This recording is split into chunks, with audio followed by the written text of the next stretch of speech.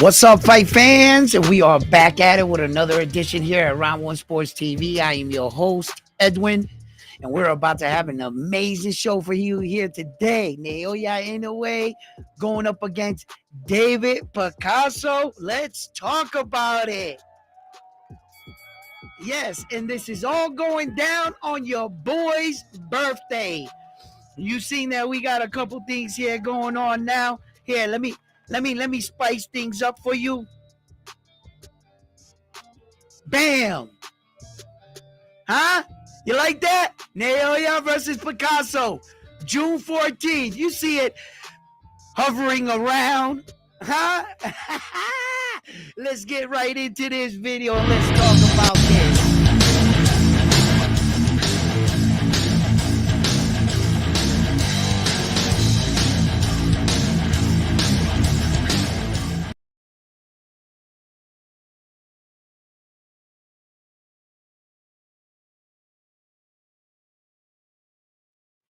Yeah, my sound is working great.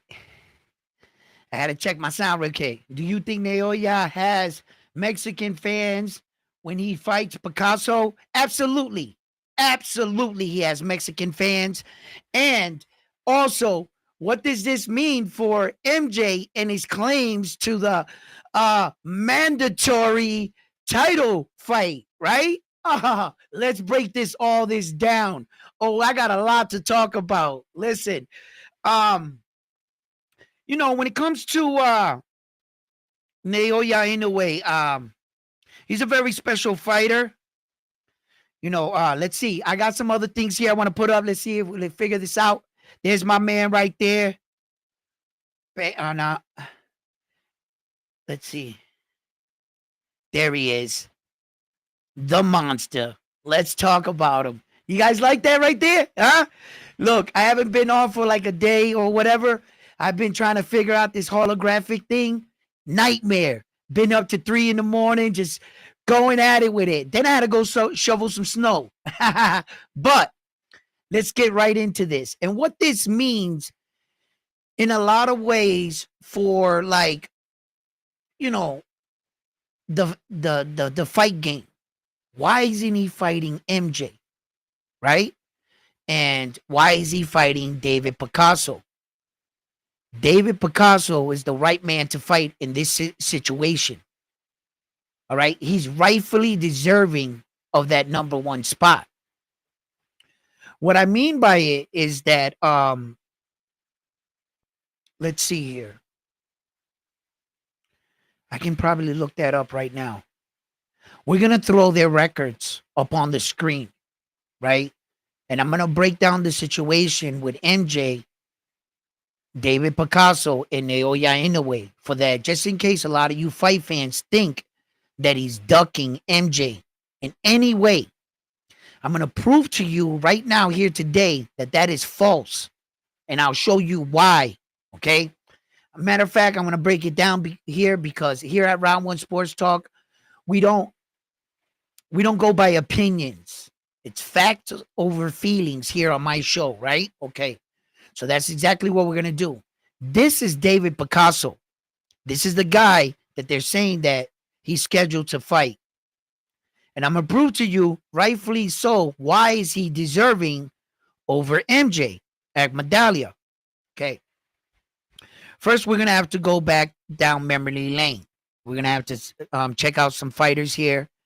Marlon Tapales, let's pull him up because Marlon Tapales fought who? The one and only MJ at Medallia, right? So let's get right to him. Here he is. Bam. That's MJ at Medallia. You see how simple that was to track the man down? Okay, we got his record right up on the board. He has 13 wins, 10 knockouts, 1 loss. And the 1 loss that he received, he lost both his belts to Marlon Tapales. Now, because he had a chance to win both belts, right? Okay. He's 30 years old. Wow, 30 years old with a 13 fight career record. You only have 13 fights and you're 30 years old. Alias MJ. That's why we call him MJ. He has 92 rounds.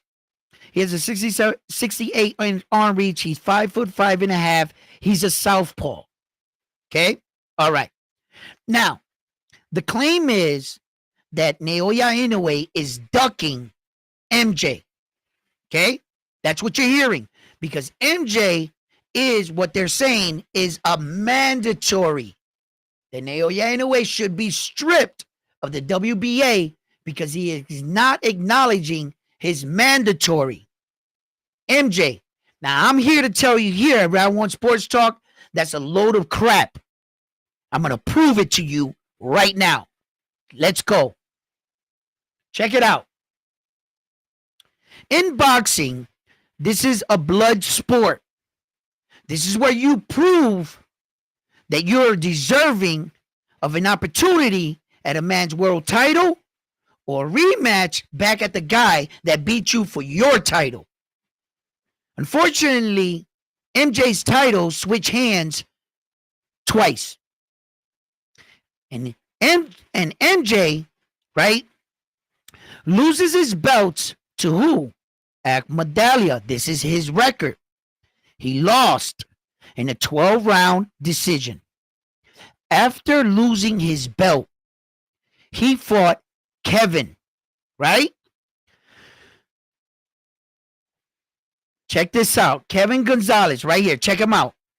He is ranked 58 in the world today. He was probably ranked less then. Okay? He's ranked 58. Okay? You beat a guy that was ranked 58 in the world in your next fight. You didn't fight anybody in the top 10, in the top 15. Shit, you didn't fight nobody in the top 30. You fought a guy ranked 58. Okay? In your next fight, and that's when they awarded you, saying, oh, title eliminator back to your belt. How could you fight a title eliminator fighting a guy ranked 58 in the world? A title eliminator would be a guy amongst the top 5 guys. You fight one of those guys. You fight Luis Pantera Nari. You fight Marlon Tapales again. You edge your way back into the number 1 spot. But by fighting a guy 58, how does that award you? So he fights another fight. And check this out, guy. Hey, Kevin was undefeated with 26 fights, right?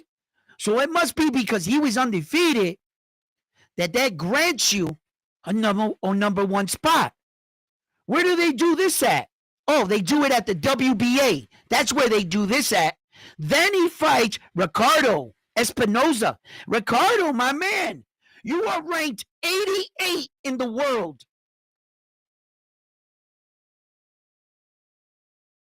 88. You mean to tell me you fought a guy 58 and 88 and that your mandatory claim to Naoya Inoue's belts is legit? That's bullshit. The person that is legit in this equation is Alan David Picasso. That's the guy that's rightfully so deserving of a shot at the title. That's Naoya Inoue. We'll get to you, Papi, in a minute. But we got some fucking uncovering of lies to do. Right?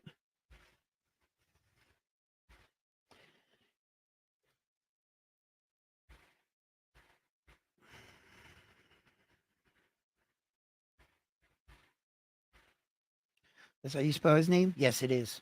Bam. All right. There he is. Bam. Now, he is Alan Picasso. You're going to see Romer. His alias is over here. Notice this is where he gets his alias, David.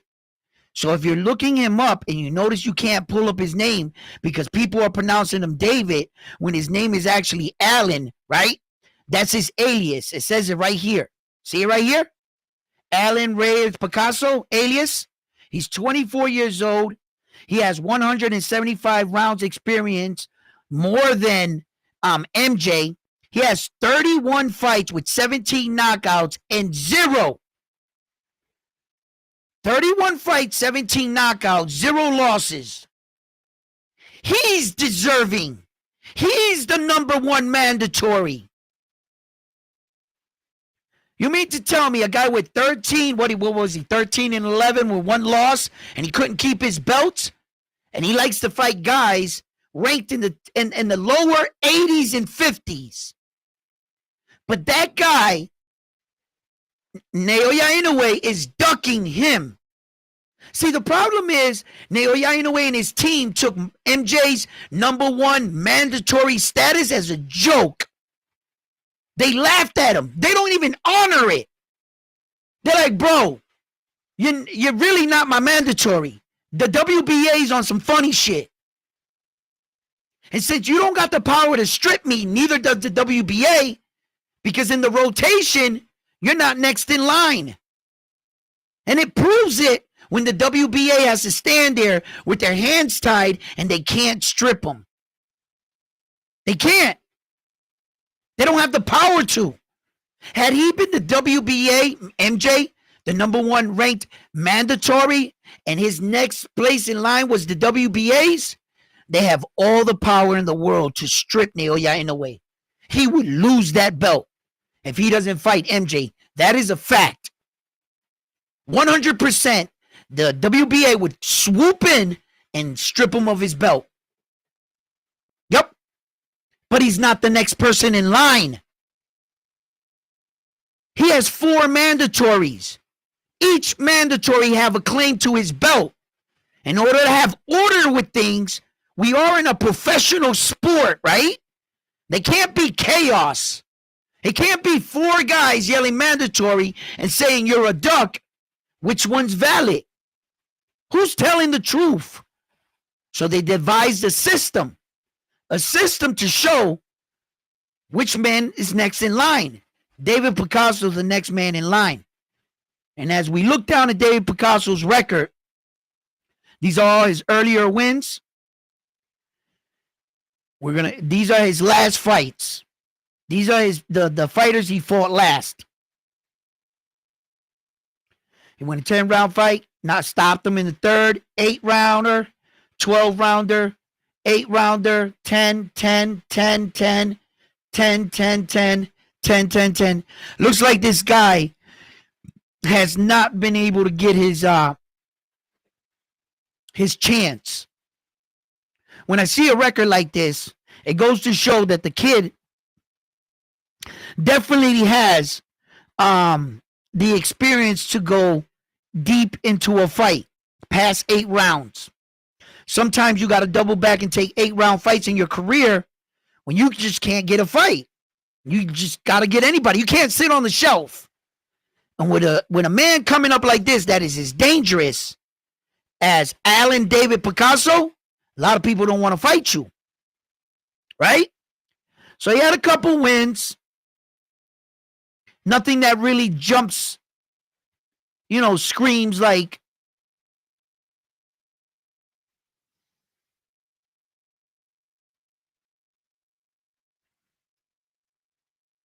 rightfully so deserving. He had the WBC silver bantamweight. Yeah, he's more deserving. See, he's more deserving. He's already got the silver. Diego Alberto Reyes.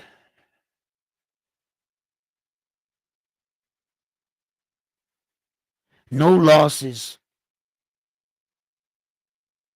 And he's a true 100. He's a true bantamweight. Did you guys notice that? He is a true bantamweight fighter. Yo, all his fights. I noticed that while I was scrolling down. All his fights, 120 something. Look, all of them. Oh, he fought 116 twice, but that's when he was young. Look at all his fights. He's a strong bantamweight fighter. He's not the type of fighter that bounces around. He's in here. This is where he lives. And he even went up to for the guy, he was 125. He was 129. This is all his weights. These are his opponent's weights. Pretty good, kid. Pretty good. So, look, this has got to be a real kick in the balls to MJ. It really exposes him for what he's not. The mandatory. He can't even get Naoya Inoue stripped, bro.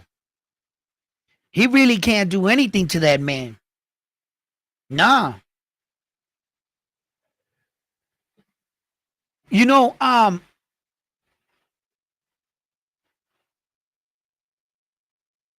this is a this this is such a funny situation, right? Because I can't believe how many people actually thought that Naoya Inoue was avoiding somehow MJ. And you know, the elephant in the room was really, if you feel that way when they fight, who do you got in the fight? You know, what's up, Armando? How you doing, brother? I'm glad you showed up. I could try to call you back, man. I've been a little busy with this thing right here. It was a nightmare. Let me tell you. Let me tell you, man. You know, I still got a lot of work to do with it. Yeah, I got a lot of things. I'm learning that some bright images don't come up as well. And yeah, let's go through them. I made a few things for myself. You see that? You like that right there? I'll just put a cube up. I'll turn it into a cube real quick. You know what I'm saying? Check it out. Shit's dope. I'll make a dice and I'll just make it float in the air for no reason. You know, but you see the brightness in it? And when I'm looking at it, it looks perfect. But translate through the thing, it doesn't look as good. Armando, my man! What's up, baby? With the donation? Yeah, Armando, how you doing, baby? Armando, you know we had to do it, right, Armando? You know we had to put the Notre Dame World Championship. So when we do win, we will be throwing your name right up there to let the world know you are Notre Dame's world champion. You are just a click away from having your name thrown up there. We might have to put Bam Bam and Lionheart's name up there because rightfully so, they are Notre Dame's world champions. So I'm going to keep that in mind. Yo, Armando, you are the man. Yeah. Listen, I know it's been snowing out here. We supposed to like meet up and shit. We'll get our moment and shit. Hell yeah. But thank you for showing the support to the channel. Naoya Inoue is going to fight. Which one was it? Bam, no, not that one. See, I gotta learn all this. I think it's this one. Bam! June 14th. Let's talk. Listen, y'all realize that's my birthday, right? June 14th, not the 13th, not the 15th. The 14th is my birthday. If you go back and you look at when I went to Puerto Rico to cover the Subriel Matias fight, it was in June. June 14th is the day I actually interviewed Subriel. I held the belt, the IBF. That was on my birthday, June 14th. The Naoya Inoue is in Vegas on my birthday. Y'all gotta help me get out there. Come on, baby. Support the channel. Get your boy out there. And whoever's gonna meet me in the front, let's get it. Man, listen. We might have to rent the bus. Bunch of Round One Sports Talk crazy fanatics. Woo! You know what I mean? Listen. And you know it, baby. Why am I yelling so loud? Is the mic mad loud? Is it? Yeah, I turned up the mic today like mad loud and shit, right? Because I've been noticing no matter what I do, it's mad low. Even when I go like on other channels and shit, that shit be mad low. So I got that bitch cranked up today, bro. Yeah, I hope it's not like breaking up and shit, but this is like another practice run. It's still learning curve, you know, learning curve on like, you know, putting this together. But yeah, I hope that shit is loud, bro. My shit has been low like for like months. I'm hoping to get it up there, bro. But yeah. But I'm excited. I'm excited, man. Like I couldn't believe it when it was announced. I was like, in Vegas, June 14th. I was like, did you just say June 14th? I was like, oh shit, that's my birthday. I have a birthday brother. You know, you never, when you're being born, I don't think I asked my mom, hey, mom, I want to be born on Flag Day, June 14th, Flag Day. I'm a Gemini, right? So my birthday brother is Donald Trump, the president of the United States. His birthday is June 14th. When I looked up famous people that had, you know how you look up famous people that have your birthday? Donald Trump was at the top of the list. Donald Trump was born June 14th, Flag Day. He's a Gemini, just like me. You know what I'm saying? Hey, it is what it is, whether you like him or not. He's a Billy. Hey, yo, Donald, bro, if you hear this, can we hang out on our birthday in Las Vegas? Yo, I would hang out with the president. What, you crazy? I don't care if people like or dislike you. Yo, you flipping the bill, right? Yo, Don, let's party. Yeah, man. Yeah, man. But I couldn't believe it. What a date. I was like, shit, my actual birthday. I was like, let's go. This is a sign from the boxing gods. I gotta be there.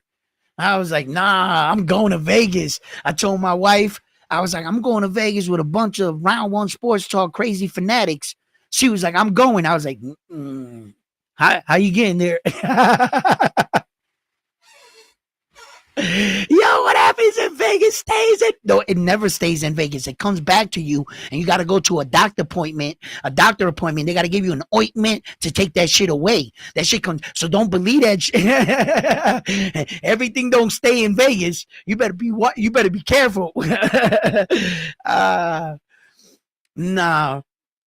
But I gotta go. I definitely gotta go to this fight.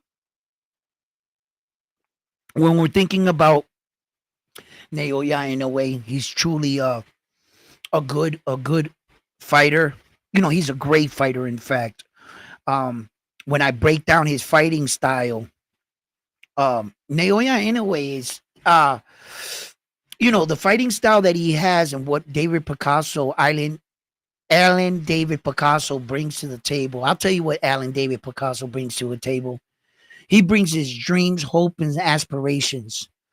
He brings all his hard work from a child boxing in all these fighting rings.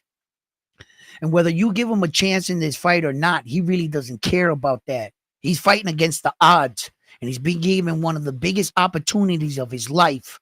It's not every day someone will call you for one belt. Shit, let alone for two. How about four? The chance to stamp your name into the Hall of Fame and be the first fighter to defeat Naoya Inoue. There's a lot on the line for this young man. He's only 24 years old and he's riding on a high. He has 31 professional fights and doesn't seem to be slowing down. His competition is not of the greatest, but he's trying to tell the world, I always wanted my shot. Now that I'm here, I'm not shying away from the smoke. He's even brave enough to go up and accept the challenge that is Naoya Inoue. A lot of fighters have been the number one contender and just not every number one contender to Terrence Crawford said yes. Not every number one contender at the 135-pound weight division, like William Cepeda, said yes to the champions. He just became the number one across the board until he no longer was. They got tired of his shit. So David Picasso right here, you know what I'm saying? He's daring to be great. I commend him for taking his opportunity, not letting him pass it by. Because had he said no, guess who's the next man in line? MJ. MJ's got to be next now, no matter what. It's a fact, Jack. He already went through all the order, and Sam Goodman messed up everything. See, Sam Goodman was the first number one ranked opponent for two major sanctioning bodies, the WBO and the IBF. And he's still the number one to this day, registered on the ranking system. They didn't move him anywhere. I guess they accepted what his his excuse. So I get, you know what I mean? He's still the number one, but MJ has to be in front of him now.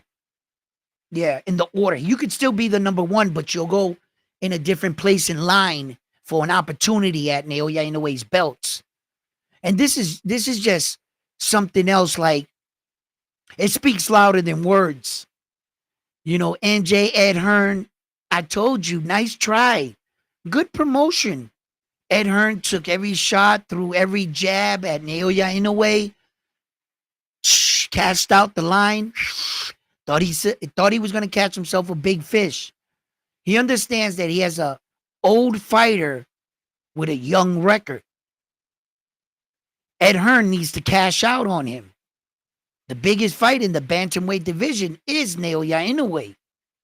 If he didn't say everything he needed to say to get his fighter that fight, he called him a duck, he took shots at his career, he boisterous, came on, said he should be taken off the pound for pound list.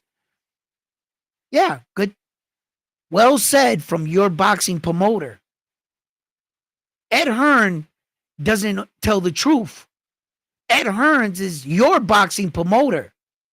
He's just spewing his promotional, and he did a pretty good job at it. What's up, Frontline? How you doing? In the building, I see you. Right? And so Ed Hearn basically did his job. But were his claims real or false? When you see that the WBA is not stripping Naoya Inoue, why wouldn't they strip him, right? If they really believed in their fighter's mandatory claim, why wouldn't they strip him? They don't have any power to. They don't have any power. You have 4 mandatories. One of them has to have all the power, and the other 3 got to wait in line. You can't have chaos. 4 mandatory. Which one do you fight? Up. You fought him. This guy, organization gets mad. Give us our belt. You could take them to court for that. There has to be structure. This is a professional sport. This ain't amateur. We're not fighting in some rinky-dink bar in freaking California somewhere in the far corner of the earth. No, we have a regulated, sanctioned, athletic boxing committee where there are rules and structures to the game. That's why it's a professional sport. It might be a little chaos and wild, wild west at times, but there's rules and structures. And there's an order to things. You can't just be one of the 4 mandatories. He's ducking me. Bro, you're not next in line. And I laugh. Oh, man, when I woke up, I seen it all day. I knew the announcement. I was busy doing other things and putting up other stuff. I got the Jedi sword up. Unfortunately, I couldn't put it up here because it would have ran across, blocking some of my ledge. I wasn't going to have that. So I moved things. I took the clock out. But speaking of which, you know, I took the clock out. If I want a clock, I could put one on. Bam. Oh, wait. Right there. I could put a clock on. I could put the symbols. I can make it the horoscope. I would have to take Naoya Inoue's picture down and you could see the full clock. But there's a clock there ticking. Yeah. You could see the clock better if I took the picture down. But anyway, let's turn that off. Let's set this over here. I want you guys to see the setup too as well. But I just happen to set it up on this side of the wall. Like this. Look. If you was to go like that, see, the lightsaber's up there. And I got other belts and shit like there. A PlayStation 5. See? It goes like that around the room. I'm trying to find the angle. And then it comes around like this. See? like that.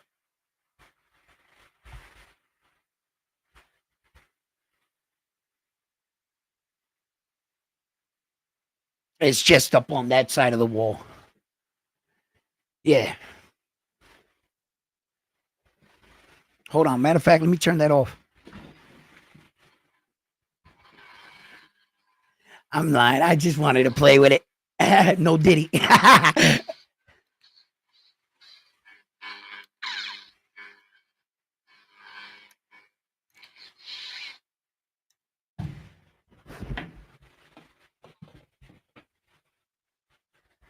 There we go. Yeah, don't run the battery on it. There's no need because you guys can't see it anyway, right? So why have it on? That shit's dope though. Everybody should have a lightsaber in their room. You know, just in case somebody comes up, you know what I'm saying? May the force be with you, because I'm not. I'm about to chop you in half.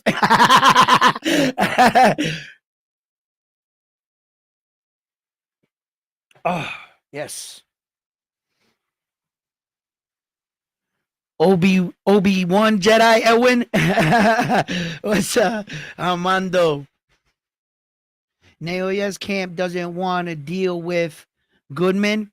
No, Naoya's camp does not want to deal with Goodman because dealing with Goodman's situation really messed up Naoya Inoue's camp, right? And his trajectory on what he was supposed to do on his schedule.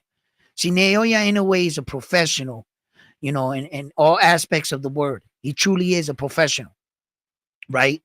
Um, let's see here. Yeah, I'm gonna just put that up. Naoya Inoue is a professional, right? When Sam Goodman came into the equation, you have to understand that he legitimately jumped in the ring in Japan and challenged Naoya Inoue in front of all of Tokyo, Japan, in front of 55,000 people. Remember, on that night, he had just gotten knocked down or whatever, right? Was it that time when he fought? Or was it when he? Yeah. It was Luis Pantera Nari when he got in the ring, right? Or was it Marlon Tapales? No. It was Luis Pantera Nari because and then he went and fought TJ Doheny, right? So you got to understand, he jumps in the ring, challenges the man. Then all of a sudden, he takes a tune-up fight, which Naoya Inoue wasn't gonna pass up on his date because you don't dictate when Naoya Inoue fights. He had a schedule. So here comes TJ Doheny, a fighter that Naoya Inoue was never scheduled to fight. He was scheduled to fight Sam Goodman. You jumped into the ring and challenged me. I accepted your challenge. The minute we started edging towards the fight, he pulls off. That's pull out number one. Then all of a sudden, Sam Goodman breaks his hands in the fight. He says he needs time to heal. He gives him that time frame, and then the fight was announced. They go into training camp 13 days leading into the fight. Sam Goodman suffers a cut. Under whose tutelage and whose watch did they allow you to spar that hard 13 days coming into the fight? With headgear, 16-ounce gloves on, you're training with. And that guy was able to split your eye? So, nevertheless, things happen in the sport of boxing. Stall number 2. Okay? Naoya Inoue, once upon a time, was scheduled to fight Scooter, Stephen Kubo Fulton. He got injured. He asked Scooter for 30 days to stay in Japan, a month, because Scooter was already in Japan. Scooter was going to leave. He said, no, give me 30 days, 1 month, and I'll fight you. So when TJ Doheny got hurt, Naoya Inoue gave him the same amount of time they gave him. I'll give you 30 days. Shit happens. He gave him the 30 days. They had a standby. 10 days leading into the fight, he suffers another cut. Under whose watch is this happening? What kind of coach do you have? And shit, if they're doing that to you, Naoya Inoue should be fighting those training partners, right? So enters Yi Young Kim, Yi Young Kim should have never fought Naoya Inoue, right? But yet, all of this, that's the third pullout. All of this happened with doing business with one man, Sam Goodman. Not to mention the 30-day setback to Naoya Inoue's career. Naoya Inoue's trying to fight 4 times a year. TJ Doheny, you're fucking with my fighter. I want to see him 4 times a year. And you're pushing it back another month. Now he has to shave days and weeks off here and here to get back on schedule, messing with you. I don't think Sam Goodman is good money. And my advice to Naoya Inoue and his team, stay away from him. He doesn't want to fight you. It's obvious. All he's doing is putting on a show to show at least I'm tough, I'm daring. He doesn't want to fight Naoya Inoue. We got another donation in the building. Woohoo! How you doing? Thank you for the shout out. Thank you for the donation on the super chat, dropping 5 piece. That's what's up. Thank you. K-Ron, listen. This is going to be a good fight in Vegas right now. I like how they're, you see, I talked about this. I said to you guys, right? If you want to make a good impression for Naoya Inoue, put him against Alan David Picasso in Vegas. Why? Although Alan Picasso was a good fighter, we were going to talk about breaking down the fight. He's long.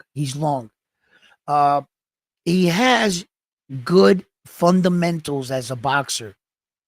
I wouldn't say his power is, the greatest in the world, but he does have punching power. When he's given time to think and breathe, he can set up punches.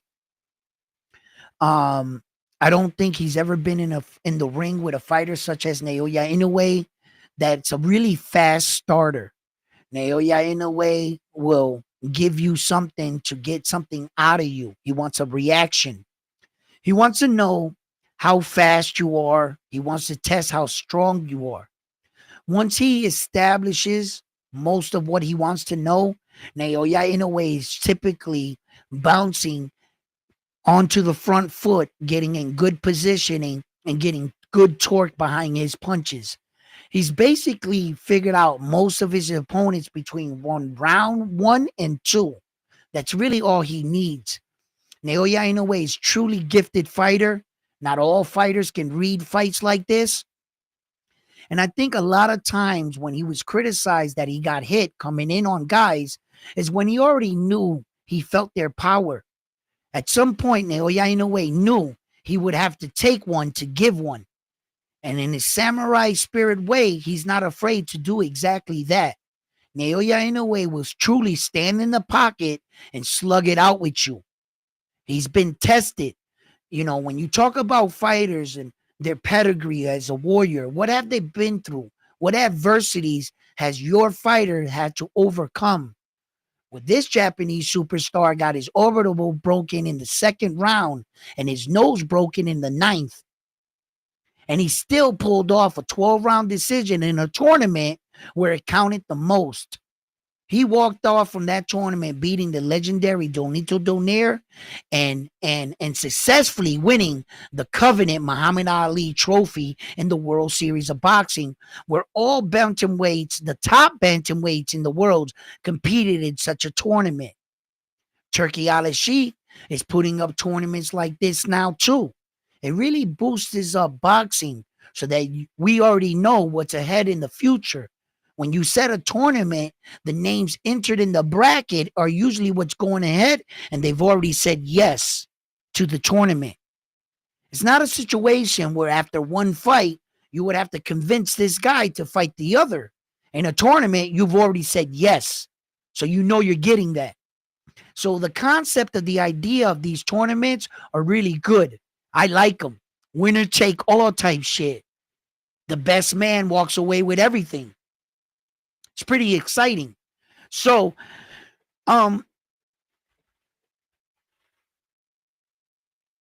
I like this fight in a lot of different ways because I knew that Alan Picasso is a worthy opponent.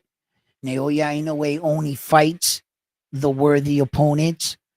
MJ and this false claims that he has to these titles and stuff really like you know, I mean, it is what it is. The WBA is the one that established him as the number one ranked opponent. They gave it to him under whatever he beating a ranked 88 opponent.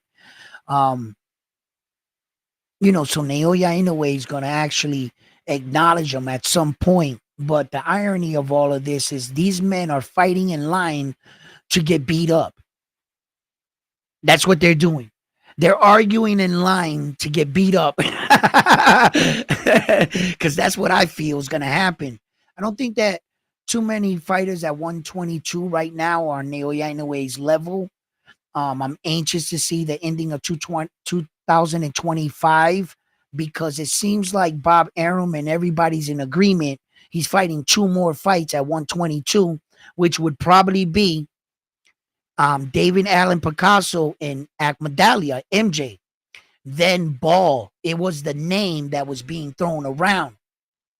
But since that fight just ended with Brandon Figueroa and Stephen Kubo Fulton for 126 pounds, and Stephen Kubo Fulton won the WBC championship at 126 pounds, I felt like, shit, there's your Naoya Inoue and Stephen Kubo Fulton fight too, at a higher weight division where Scooter felt like he was at the weight division too long. His answer to one of the reasons why he lost, that he was drained, really killing himself to make the 122. So if that's true, now you're at 126. You're saying you feel great. You felt the best you ever felt against Brandon Figueroa. Well, let's see that fight again. Let's see that again. Even though Stephen Kubo Fulton did not win a round, not one round, against Naoya Inoue, I respect how he fought him. He was in there. He was mixing it up. He was trying to fight. He became a little gun shy in some situations, and at times I saw him watching Naoya Inoue. He had, listen, man, it's easier said than done. You getting punched by those hard ass punches, that'll make you a little hesitant. Shit, you got to wait for your brain to stop shaking before you can go in for another combination to the forehead, bro. My man must be punching really hard. When that last punch when he hit Yi Jung Kim, everybody in the attendance and the audience, they were like, what the hell is that? Yo, they were saying people from like rows out heard the punch.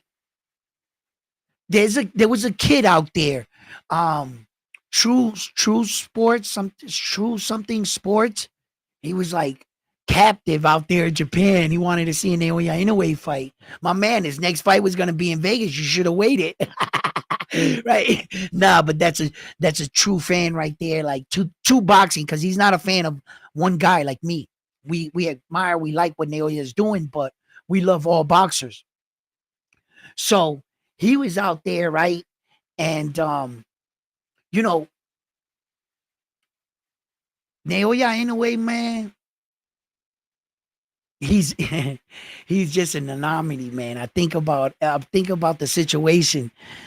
So the true sports kid, I'm saying his name wrong. I'm trying to like think about it if I'm saying it wrong. Because I don't mean to disrespect him, because he really did something that a lot of people won't do, just for the coverage. But in his video, he talked about it. He was like, yo, I'm sitting like, he was sitting in a pretty good section. He was like 7, 8, 10 rows behind or something from the first flat. And he was like, damn, that punch sounded like a shotgun. He was like, damn. And he was describing it. And not only him, there was a lot of other people that had different viewpoints and content. They were describing the sound of the punch. Yeah, it was crazy. Oh, we got another donation. Thank you, dropping the 5-piece. Looking out. Oh, I can feel the love already starting. I'm on my way to Vegas. I'm going to cover this fight. Oh my God. Thank you, Fight Family. That's what I'm talking about, chat. Yes, let me throw you up on the board.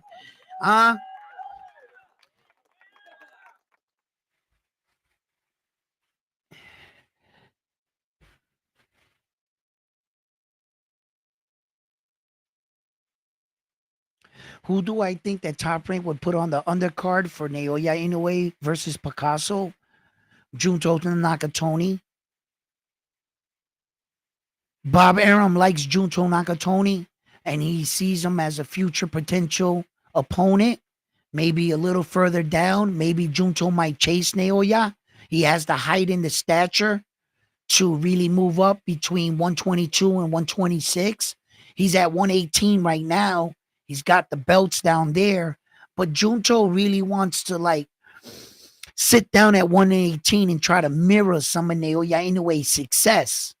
See, because the argument is a lot of guys are saying Naoya Inoue ain't fighting no one. Really, if he ain't fighting no one, why isn't no one doing what he's doing? Why hasn't there ever been in the super bantamweight division a champion to unify all the belts? Why? Why hasn't one man in history be able to do that? In the regular bantamweight division, there was a unified champion in 1972, but in the super bantamweight division, there has never been a unified world champion in the history of boxing. So when you think about fighters like Junto and he's trying to mirror some of this success, that's why I think he'll probably have fighters like that on the undercard. Also, candidates for anybody from Top Rank. Top Rank has a stable of fighters, and that he can go into his bag. And you got a lot of good young fighters in Top Rank too. Also got Vasily. The return of Vasily from the back injury.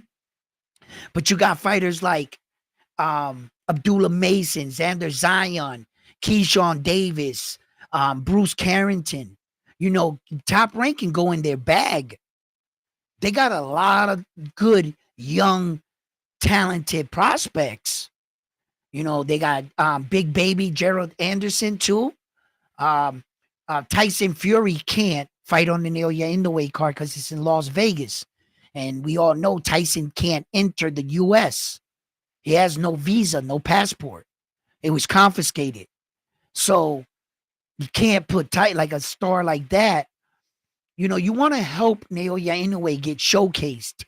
I understand that he's a big name, Bob Arum, but he's not really known in the U.S. So you're going to want to stack that card. Top Rank hosting the event. Top Rank still got Tio for as much as that's worth. He still got Tio, though. You could throw Tio, a couple of them young stars, help out Naoya Inoue's card. Maybe put Junto on there. What do you think? Who do you think he'll put on that Top Rank card? And who am I leaving out that you think Bob Arum can really help the night for Naoya Inoue, or is rightfully deserving the co-main event spot? If I missed anyone, help me out here, guys. True School Sports. Yeah, that's him. That's the name. That's the name. It was bouncing off my head. The kid doesn't have a lot of charisma, right? And when he talks is a little dull for me, right? But he's real smart. When it comes to boxing knowledge and properly announcing these boxers' names like this guy can't, right? He's fucking smart. That True Sports kid, a little biased at times, talking about his fighter,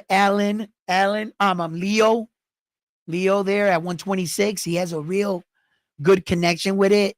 And at times he tries to break it down and show that, he's not as favored He's like, no, I think Naoya could beat him. You know, Leo's my boy, but I also think Leo will beat him. Like, you know, he'll go back into it. So, you know, I admire his sacrifice though. No, he doesn't have like that of reporting, right? He doesn't really keep you engaged as much, but he's very educational. He's smart. And I respect his reporting. I respect what he's doing. He actually goes to these gyms and stuff. He's the definition of a boxing nerd. He looks just like a boxing nerd. Yeah, walk up on him if you want to. My man also goes in the ring and fights. He'll take those glasses off and give you the hands. True school sports. Yeah, he will. or he'll go out on his shield. Yeah, I can't say he's like a fake. He's not. I've seen him in multiple videos and training camps and, you know, helping guys out and him trying to fight. He's not the best fighter, but he ain't a fake. You don't have to be fucking skilled, Sugar Ray Leonard. No. Long as you went in there, even if you got beat up every time, respect. That you got my respect. You got my respect. You know, so Bam Bam would be nice. Ooh, nice choice. I like that. I like that. Puts a couple small guys to showcase on a small guy fight card. You know, it's a 122-pound fight card. Bam Bam's 115, Junto's 118. Get some of those guys a little bit of notoriety. Look how good Naoya Inoue is for the sport. That half these guys, you might have not known ever who they were had it not been for him. All these guys want to call him out, but they need his help. Junto, Bam Bam, I'm not sure they get the type of eyes. You might, hardcore fans, you guys might know. Yeah, definitely. But there's 55,000 people that tune into that Tokyo arena. I'm going to tell you right now, bro. Like that kind of exposure to these fighters, Vegas. Let me explain something to you about the difference between fighting in Las Vegas and say Anthony Joshua fight in Wembley Stadium. Though Anthony Joshua fought in front of those kind of crowds, those crowds got to be insane. 90,000 people. That's fucking ridiculous, bro. That is some ridiculous gate money, right? But when you're selling the tickets for $25 in the bleachers, you know, down on the floor, maybe $200, $300 seats, and perhaps all the way to the ring, a few $1,000s to see an Anthony Joshua fight, right? Okay. And when Floyd Mayweather fought in Vegas, max capacities 11,000 people, maybe 13, right? Not a lot of people. One seat Floyd sold for $250,000. One seat. And the guy bought two. Some of those seats were starting at $26,000. When he sold one seat, it sold up a section in Wembley Stadium. Them 90,000 people, just one seat took up the price of an entire top row. That's Vegas money. That's why they say there's no better place to fight but Vegas. There's a lot of rich mofos just walking around in Vegas. Millionaires, billionaires, bored. Hey, what's going on tonight, honey? This guy's fighting for the world championship. Want to check it out? Yeah, seats are $5,000. And go get 6 seats. That's where all the money is at in the world. That's the difference. I understand 90,000 fans is way more than 11,000. Can't imagine what that looks like. Wembley Stadium type fans? Shit, that can be nerve-wracking, huh? But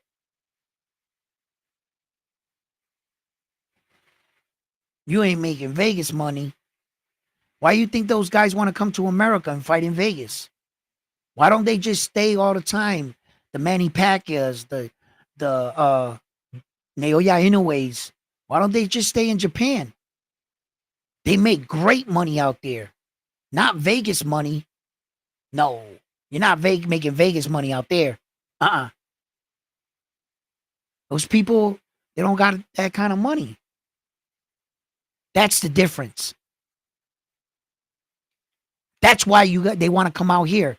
No, fight in America at the big boy stage, at the big boy table, where all the money's on the line. That's where you want to come and fight. Naoya Inoue right now, as a fighter, he's making anywhere upwards of 6.7, 6.6, roughly around $7 million in the budget. Out of that $6 million, they got to give his opponent some money, right? So, well, maybe his budget's like 11 because he still made 6, right? That is remarkable money for a bantamweight fighter. How many bantamweight fighters have you ever heard made $6 million? Shit, $1 million. The Donaires, all those, they weren't making that kind of money. Nowhere near it. What he's doing for these divisions, he's really allowing these guys to get money, man, get the bag. That's why Ed Hearn is calling Naoya Inoue all kinds of names. He wants the Naoya Inoue sweepstakes fight. If Naoya Inoue leaves 122, there goes Marlon Tapale's money. What would Ed Hearn do next? Who can he get MJ to fight that's going to make upwards of anything plus $1 million? Who? You don't got a belt.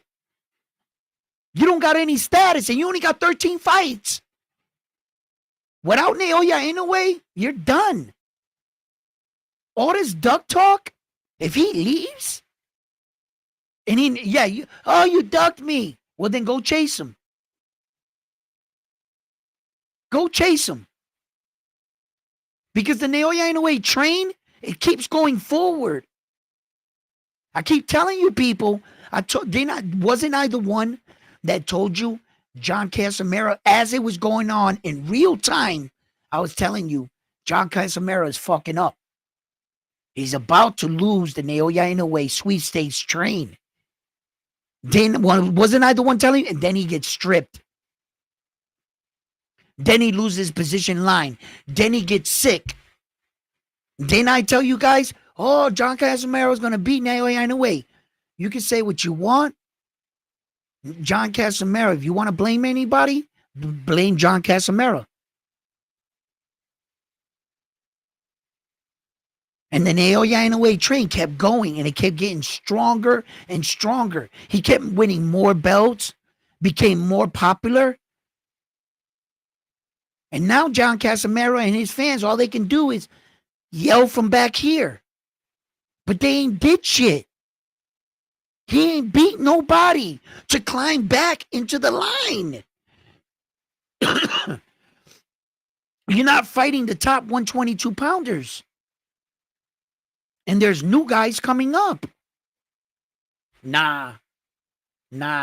He don't deserve it. He don't deserve it.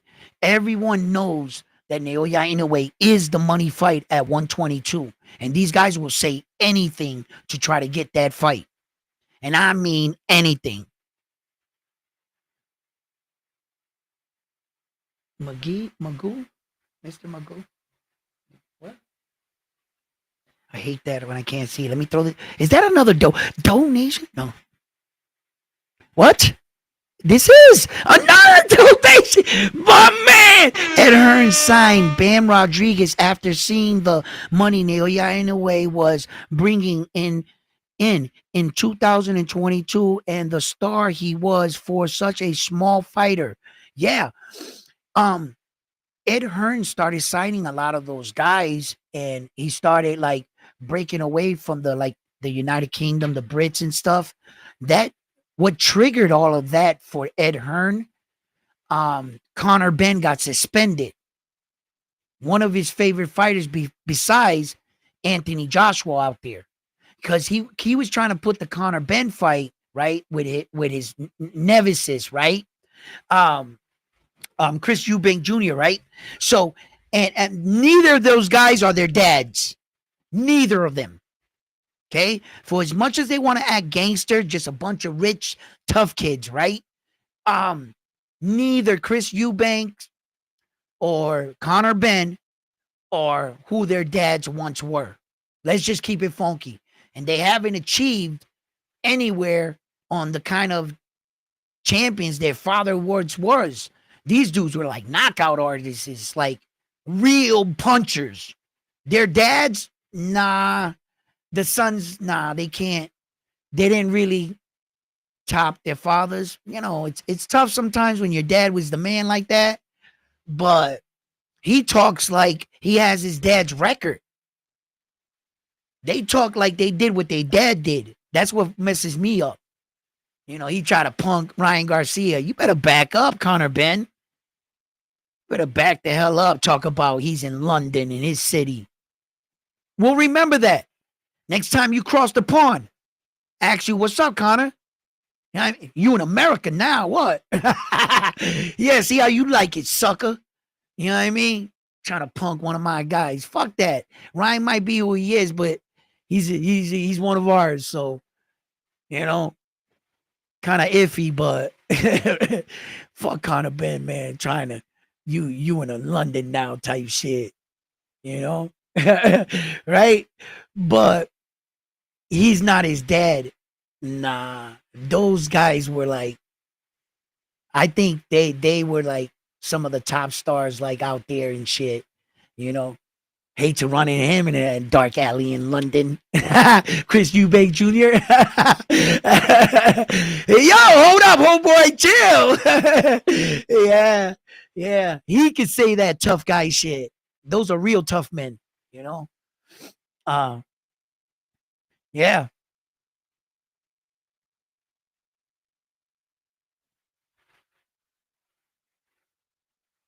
I heard, what did he say? I heard Naoya was trying to fight. Yeah, when he was coming up, he was going to fight John Casimero when he was coming up. The story is this. Remember, once upon a time, Naoya Inoue was on a winning streak, right? When Naoya Inoue was trying to fight Chocolatito, right? Chocolatito felt like Naoya Inoue is too young. He only had 7 fights. He was like 19 years old. He said Naoya Inoue didn't have a big name. So Chocolatito went on. He fought. Naoya Inoue fought in America in Chocolatito's undercard, right? So Chocolatito still felt like, even though Naoya won, that he still wasn't have a big name. So Chocolatito went and fought this dude by the name of Ruin Vaz. I can't say his name, can't pronounce his name. Which that guy, if you look him up, was fighting 6 and 8 round fights. He wasn't even fighting 12 round fights. And he beat Chocolatito. He upset it, Chocolatito. So that fucked everything up. So Naoya Inoue moves up and he tries to fight John Casimero, right? John Casimero wins, and they were in a collision course, him and Naoya, to fight. And all of a sudden, John Casimero gets stripped for his belt and suspended. You think Naoya Inoue was going to do your suspension with you? Like he was just going to sit on the shelf because you chose to get suspended and stripped for your belt, John Casimero. That's the reason why they didn't fight. Naoya Inoue was like, all right, fuck it. All right, John, you fucked up. You got stripped for your belt and suspended. Who am I going to fight? He yelled at Tete. He said, I'm going to fight you. Right? Tete lost to John Casimero. He loses to John Casimero. Remember that. So Naoya Inoue sitting there looking around going, MJ, let's fight. MJ loses to Stephen Kubo Fulton. Right? No, I'm sorry. He said, let's fight me and you, MJ. MJ loses to Marlon Tapales. I'm sorry. Let me clean that up. MJ loses to Marlon Tapales, which Marlon Tapales ducked Stephen Kubo Fulton and Brandon Figueroa. And MJ ducked a lot of guys at 122 at that time. Then MJ chose to fight Marlon Tapales, which he beats him. Then he wanted to fight Brandon Figueroa, but Brandon Figueroa loses to Stephen Kubo Fulton. So Naoya Inoue leaves the 118, vacates his belt after beating Paul Butler. 30 days after winning all 4 belts, he vacates the belts, moves up to 122, and he kicks open the door and says, who's the toughest guy at 122? Who is that the world or the boxing consensus says is the best champion at 122? Stephen Kubo Fulton raised his hand and said, me. I have 2 belts, and I just beat it, undefeated Brandon Figueroa, and I'm riding on a high, and I should be placed higher on the pound-for-pound list. You're a small guy moving up to my weight division. I'm the best up here. Naoya Inoue walked up into the 122 and whooped the toughest guy's ass right away, then beat the next guy 6 months later, unified all 4 belts within 6 months. Because the fans were saying to Naoya Inoue, you were not him. We want to see you fighting the best. When Naoya Inoue gave the fans what they wanted, he fought the best after the best after the best, and he defended all 4 belts, a record breaking 3 times already, that there's no one left. He actually did it too good. If you were to take Naoya Inoue's last 5 fights and do them backwards, I dare you right now, if he would have walked into the 122-pound weight division in his first fight, he fought Yi Jung Kim. Knocks out Yi Jung Kim. In his next fight, he fights TJ Doheny. Knocks him out. And his next fight, he fights Luis Pantera Nari. 3 fights in the division. I'm ready for a title shot. He fights Marlon Tapales. Gets 3 belts. He would have been fighting right now in Las Vegas Stephen Kubo Fulton for the last 2 belts and to unify all 4 belts in Vegas. Instead, we're getting him fighting against Picasso, defending all 4 belts. Do it backwards. That's what happens when the fans push the fighters and say, no, you're not fighting anyone. When he answers your question after he beats those guys and the way he beats them, now you're calling those guys no one. Because you're running out of things to say.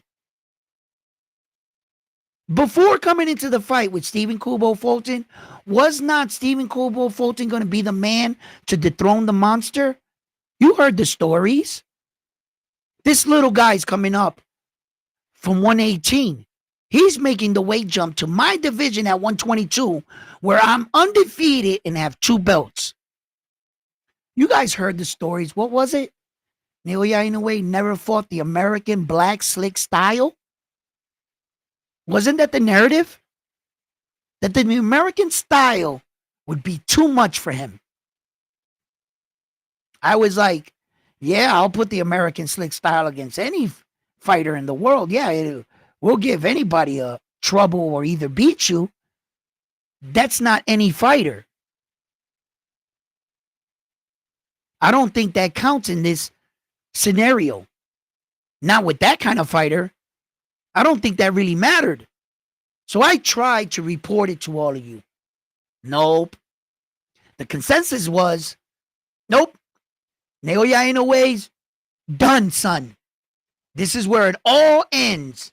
In fact, it hadn't even started, baby. Naoya, man, he really showed. He beat the brakes out of Stephen Kubo Fulton. Stephen Kubo Fulton didn't win 1 round. Not 1 round, man. For all that hype, you would have thought that the hype job here was Stephen Kubo Fulton. The way they were talking him up, they were calling Naoya Inoue the hype job at that time. You feel me? So I'm like, yo, but I would like to see that fight again. Now, well, for one, Stephen Kubo Fulton is not going to be surprised anymore. He already knows what Naoya Inoue has to offer. So if you can get that part out of the way and get back there, there's only been one man to rematch Naoya Inoue in his entire career. In all 29 fights, it's only been one man to rematch him. The legendary Hall of Famer, soon to be Hall of Famer, Nonito Donaire. And the way he did that is once he lost to Naoya Inoue in the World Series of Boxing in a 12-round split decision there, right? Once he lost, he knew what he had to do to get back in front of Naoya Inoue. There was only one way to do that. You had to get something he wanted. Donaire, they said he was washed when he fought against the Japanese superstar the first time, and I respectfully disagree. In fact, he was still so good that he went out and beat a French undefeated champion for the WBC World Championship, and to make himself get himself another shot at Naoya Inoue. That's what he had to do. He had to go out and win a belt again and beat Naoya Inoue to the belt. And he did. Naoya Inoue said, you got the WBC belt? Congratulations. I don't care who's holding the belt, but you rightfully deserve another shot at me because you have something I want. I want that belt. The next time, the second rematch was brutal. Naoya Inoue basically knocked him out in one round. Basically. It was like 10 seconds left in the last round, and Naoya Inoue dropped him, and the bell saved them, in fact. And Nonito Donaire, the second round, it was just, he took big monster punches from Naoya Inoue. That man is a real warrior. He went out on his shield. He's too tough for himself. Nonito Donaire, on that night, he was too tough for himself. He had decided that he was going in for the kill or be killed. Because I'm going to tell you right now, that could have went either way. It really could have. If Donaire would have caught Naoya Inoue with those horsehair gloves, he was going to feel those punches. I'm not sure he would have beat him, but he's going to feel those punches. And, Donaire it was like two samurais, right? One here, one here. They ran at each other, jumped in the air, took out their swords, and all you heard was ching. One lands, the other one lands, you see one fall. That's what it was. That's what it was. Two samurai, they jumped in there, and Donaire fell. That's it. That's how I can describe that. My man with the donation, baby. Thank you. Yo, the love is in the building. Chat family really coming out and showing the support. Thank you.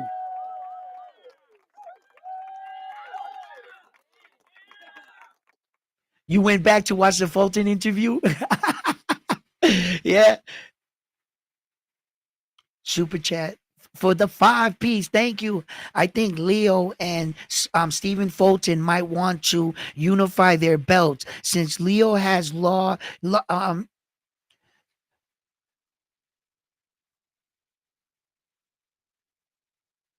he has a loss and Fulton has a loss, and they both got belts. It sounds like a pretty destined fight. Actually, I would welcome that fight. It's a very good fight. Very good scenario, observation of what could be. That's a potential fight. Yes. And Fulton would attack and challenge a fighter such as Leo. Styles make fights. That's a real stylistic fight. I think Angelo Leo is the bigger puncher between him and Stevie Kubo Fulton. but I think Stephen Kubo Fulton has better skill. He has worked around power. He's been dropped in several fights, fighting with Naoya Inoue and his last opponent, right? Castano, right? That dropped him, right? That he knows how to work around power and pressure. He fought Brandon Figueroa, which I think Brandon Figueroa was a little flat in the second fight. I think he took a different approach in the fight. Had he just fought him the way he fought him the first fight, I think he would have had more success against Stephen Kubo Fulton. I think Brandon was trying something um, in a fight of this magnitude, this big. You know, who's to say? Who's to say? You want to change as a fighter. I'm not going to say it was the bad move. It just didn't work for him. It just didn't work. Stephen Kubo Fulton knew him a little bit too well, but I welcome that fight right there. I welcome that fight, and thank you for dropping the 5-piece, showing the love. Thank you.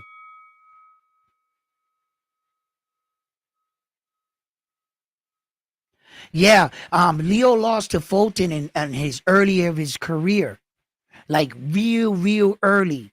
Remember when Leo fought him and he had like that leg brace? Remember? He had like a messed up knee in the fight. And I felt like had he not had that injury, he gave Stephen Fulton a great fight. Thank you for reminding me about that too. But yes, I watched that fight as well. And I felt like Leo did good in that fight. And it was a tough fight for Stephen Kubo Fulton. Leo was kind of young in his career, though, a little gassed too. You know, he was fighting multiple things. You know, but Stephen, it was a match. It was good matchmaking at the time because Stephen was fairly young in his career as well. So that was a fight that they might want to run back. And he got one up on Leo. You know, I know Leo estaba mordido over that loss to Stephen Kubo Fulton because you could see where Stephen Kubo Fulton's career went and where Leo's career went.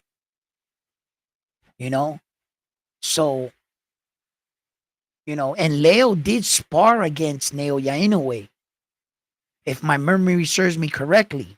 He was invited back to a camp with Naoya Inoue. He's not like oblivious who Naoya Inoue is, Leo. So, but the get back, I think Leo's a bigger puncher at 126. He's got his wheels under him now, and I definitely think it would be a different fight. I definitely think it would be a different fight now. I don't think neither guy is the same guy in their career. No, I actually think Leo's better. Stephen Kubo Fulton a little bit more slicker and quicker. Yeah, they're not. Nah, that'll be a good fight. It'll be a good fight.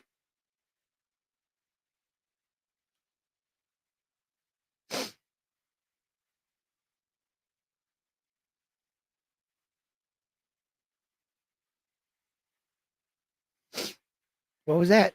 Leo, when he goes to the inside, he can get really dirty though.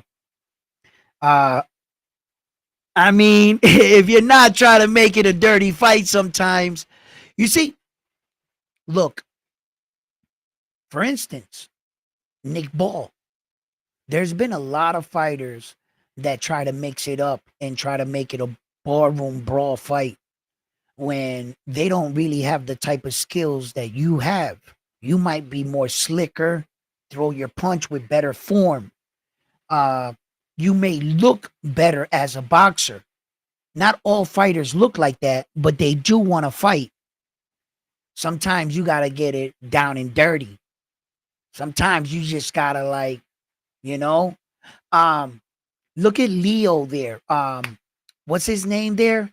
At 126 pounds that Floyd Mayweather was trying to get Camille, Leo Woods. Leo Woods was in a fight. And that Irishman, Conor there, I think his name was Conor, he was whooping his ass, bro. And he had to make it a dirty fight. He had to keep putting his head onto his head and trying to wear him down, put his weight on it, on the inside dig, take a couple cheap shots. You know, you sometimes fighters got to do that. They don't all fighters possess the skill to be honest. They recognize quick, bro. You're better than me, right? But I'm gonna have to bite your ear off now. Straight Mike Tyson. You know what I mean? You gotta do something, you know. So I respect these fighters when they realize that they're not as, you know, sometimes you gotta take a deep shot, you know, a little dirty shot. You know, punching in the balls is illegal. But if you're getting your ass whooped and something in your head recognizes that, not everybody has the opportunity while you're getting your ass kicked. It's probably the last thing you think of. But if you're getting bam, bam, bam, and all of a sudden you hit the guy in the balls, the referee says, hey, low blow. And he gives this guy 5 minutes to recover. Guess who else gets 5 minutes to recover? I'm not saying it's the most honest thing to do, but fighters do this. It is in the rule book, ain't it? Some people feel like if you ain't cheating, you ain't trying to win. Not everybody has the same mindset, right? So Leo can get dirty on the inside. Sure he can. Sure. Espinosa's been known to throw elbows. Just ask Robersi. You know what I'm saying? He got an ill elbow game. 4-piece combo. 2 punches, 2 elbows. That's a 4-piece. You know what I'm saying? Yo, I've seen it. I've seen it in the sport. Is it honorable? Is it respectable? Probably in some people's eyes. Perhaps not. Perhaps not. Do I value that? No. No, I value skilled fighters on the up and up. Beat me fair and square. Yeah. Don't step on my toe, hit me with an elbow, and then poke your thumb in my eye. And then punch me in the balls to beat me. Like, beat me straight up. Like a man. You know, all that shit. But when I talk here at Round One Sports Talk, I will take in the dark side. I will present it to you. You have at it. Doesn't necessarily mean that's the way I think. No. But I always play both sides of the fence. You know, because you have to acknowledge that not every man is fighting on the up and up. Ryan Garcia, you know, you gonna need a little something in the bloodstream. You know what I mean? I don't want to start that up. Don't text anything about Ryan on my channel, please. That was a joke. Don't do it. I'm not going back to those days. Okay? No, I will not go back there. It is what it is. Devin's on the undercard. It is what it is. Turkey felt like Ryan coming off suspension was more marketable against the guy that didn't cheat. It's fucking America for you. America just went on the line that technically neither side proved their case. If you want to get technical. Neither side proved their case. We already know Ryan tested positive. He was given a year's suspension. How many more times do you want to burn him on the cross? He already served his punishment. If you wanted to punish him, then you should have punished him harsher. He already got the year. He's coming off the punishment. You know, I'm tired of that. Some of us in this world mess up. Some of us in this world pay our price. And you go to jail or you get fined and you have to pay it. But yet they still want you to wear that scarlet letter to remind the world that, hey, look what I did one time in my life. I fucked up. What, he has to wear that for Ryan? Put it on his forehead or something. Treat him like shit. Destroy the young man's career because he's already doing a great job. You know, let's kick him while he's down. I don't think that solves the problem. I realized in life, putting you away or throwing away the key never fixed the problem. Sometimes some of us need to work through these kind of things. I think Ryan Garcia is good for the sport. He has fought Tank Davis, Devin Haney, you know, and he's looking to fight bigger fights. The path between the two, that was funny. You guys gave Ryan Rowley and you gave Devin Haney Ramirez. I was like, Who got the tougher of the two fights? Are you sure Devin's gonna make it to the Ryan Garcia part 2? Because that he's old, but he's a veteran. Whatever he lost in his step, he gained in experience. You know how much boxing experience that man has? How much boxing experience does Rolly have? But how much Ryan has a small career, but he does have boxing experience. Ryan's gonna that's a crazy man's fight because they're two wild men, right? Rolly and Ryan. So matchmaking, that's a pretty good fight. Shit talking, Rolly with his shit. I can't wait for the shit talking, right? That shit's gonna be funny. I'm gonna be tuned in. But out of the two guys, who thinks that fight with Devin is an easy fight? I don't know if the fight fans, everybody's saying, oh, yeah, Devin got this, and they're already looking past it, talking about Ryan Garcia part 2. I'm like, wait a minute. Hold up, guys. Pump your brakes. That's definitely not even on competition, right? And out of the two, Devin got the harder challenge. He's fighting a real fighter. Rolly, I'm not saying you're not a real fighter. I'm just saying, Rolly, man, you're not on the top level of the fighters. You're a pro boxer. You're a world champion. You did something I've never done.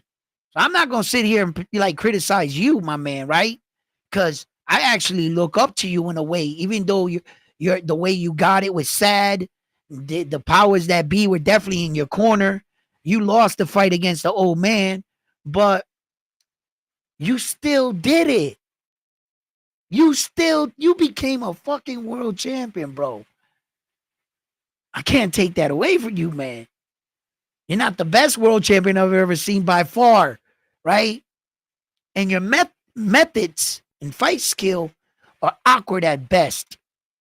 I hear in multiple circles that you are a strong kid. You're really strong, they say. You hit pretty hard. I'm not going to say you got one-time knockout power, but you've been known to be a little bully. On the other hand, Ryan Garcia, he's fast. And he's got this massive check hook that will put your lights out. So Ryan Garcia has really shown that, I feel like Ryan Garcia is like, his trajectory is going up even after the suspension. I think that Devin Haney really needs to showcase his ability and his skills. A good win, though, off of him. I'm not sure he's going to get the credit from the boxing world. They're still going to say that he was at the end of his career, Ramirez and shit. He's that, but I'll know. I will know. I will know for sure that he definitely had the better of the two opponents and that he fared better. At least I would know that, so yeah.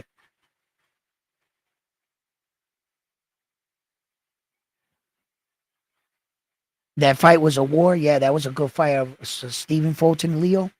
That's the fight you talk about? Yeah, no problem. Leo, yeah. Oh, yeah, we've been past that. Would be awesome to see that, right? Again, yeah.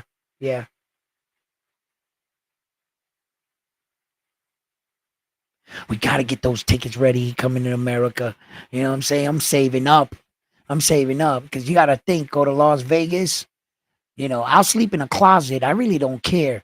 We could actually chill out in Vegas, all of us, and just walk around. I really don't care. I just want to be there for the fight, and to see Naoya Inoue in action. That's what I want to see. You guys know that, so yeah, I'm gonna start saving up from right now, and you'll need the plane ticket there and back, and probably a hotel room or so, and maybe a couple dollars to gamble with. I don't know. You know what I'm saying? We might get there, and just before we leaving, Armando and Frontline are standing in front of the casino, but naked. They lost everything.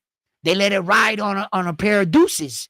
You know what I'm saying? I'm like, yo, what do you mean? You thought you had the winning hand, Armando? You're naked right now. And I'm like, where's your plane ticket? Oh, you lost that too. Frontline, where's your plane? You let it ride on Armando's back. So, things can go wrong. And then I got Pacific Rim over here. You know what I'm saying? Listen, we just got to keep it together, guys. Get in and get out.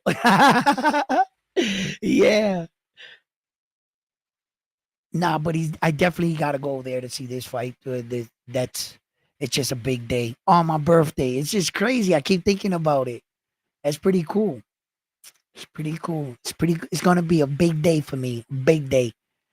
So yeah, like this situation, Naoya, in a way, just opened the door to a lot of things. And I know you guys are gonna hear that probably the narrative is gonna be that look, Naoya in a way doesn't want to fight MJ. He's fighting David Picasso. The WBA hasn't stripped them. They should strip them. All this other crazy talk. When in reality, things are much clearer than what they seem.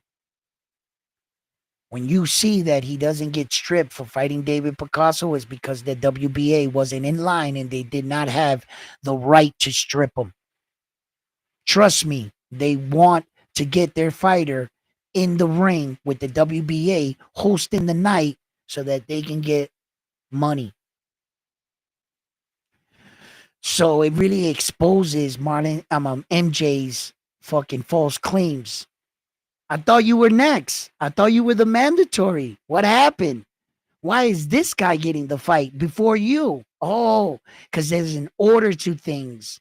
And you and your promoter just twisted the story. Typical promoter shit. Good job, Ed Hearn. But there's some of us here fans that really will challenge you on your bullshit, and I will chase the story down. And I will do my due diligence. And I'm telling you, all this came out. It all came out. He was exposed. I put up his record that fighting a guy ranked 58 and 88. It didn't give him a real claim. Now, anyway, must have laughed at him. Yo, your mandatory claim is bogus at best. You really don't deserve a fight with me. And he didn't. Naoya Inoue didn't please him to shut everybody up. He kept the course and he said, who's next? Who's the next guy in line? He's the worthy one. Well, then that's who I'll fight. And that's what we're getting. So fight fans, thank you for tuning in. Thank you for supporting the channel today. Man, I could see the love was in the building. I'm going to do everything in my power to go out to Las Vegas and also try to get access. As you guys also know, that I got my press, my credentials, my reporter credentials.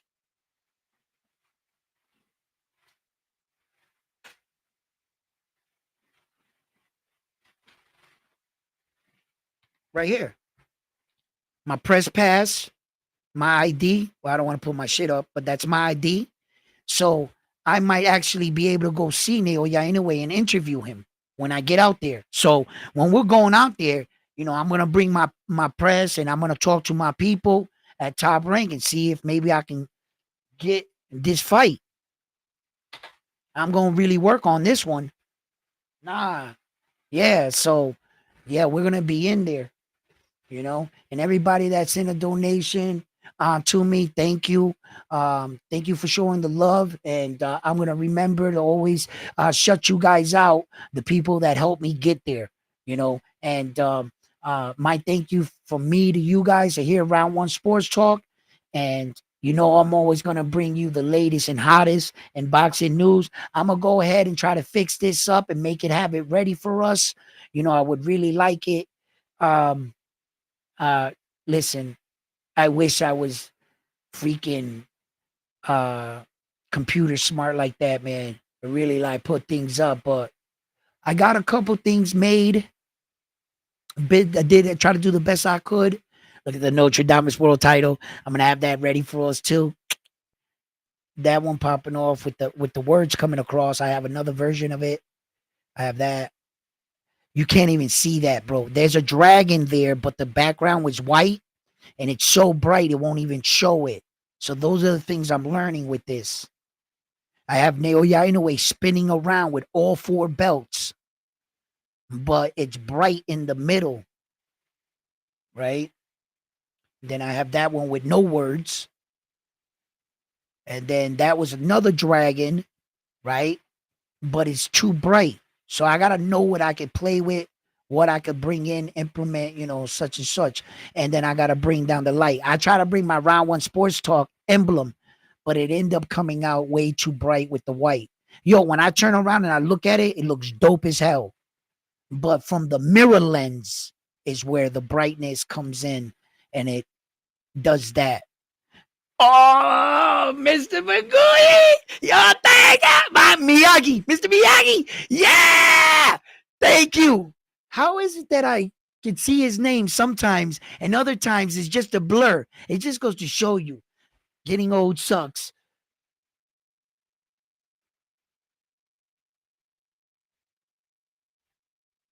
Try to get to the open workout? Most definitely. Most definitely. Most definitely I will get to that open workout. That's where everything goes out and down. And like the first press conference, that's where you guys, from what my experience, you get the best interviews. Because once you get to that weigh-in, I'm not gonna get to them. All the big wigs are there. All the top ESPN dudes, I'll never get to them. That's when like the big dudes, they're like in the back and they got like a line of guys asking questions. I might not be able to get to that part because of the big wigs. Fucking they sometimes they really throw around their weight at ESPN and shit.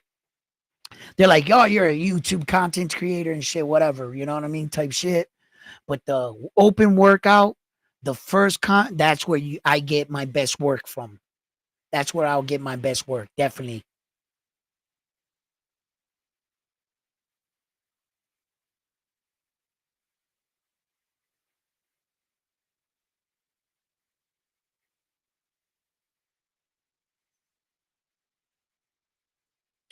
Huh?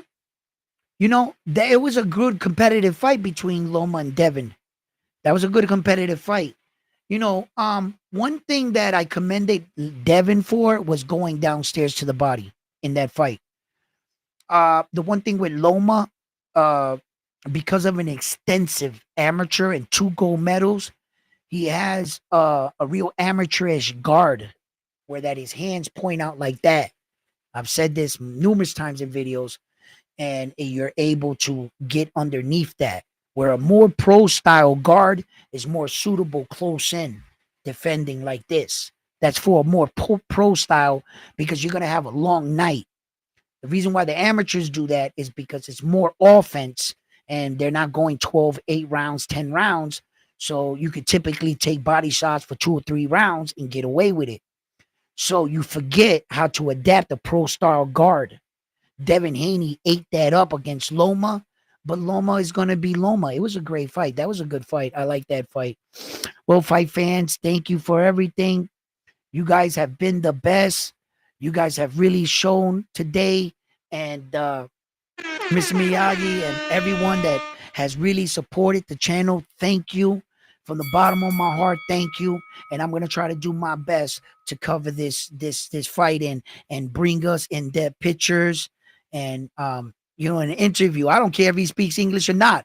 I'll do all the talking in front of him. You know what I mean? I'm getting me some pictures, you know what I mean? And with him. And whatever he says in Japan, say anything. Just tell the people. That's it. We'll get a translator later. We got Apple Translate for that right now. The future is amazing. So, fight fans, thank you for tuning in. Thank you for all your support. I had an amazing show for you here today. And I'm on to the next one after this one here at Round One Sports Talk. Looking forward to see you in Vegas. Where would you be June 14th when one of the biggest fighters shows up in America? I know where I'll be.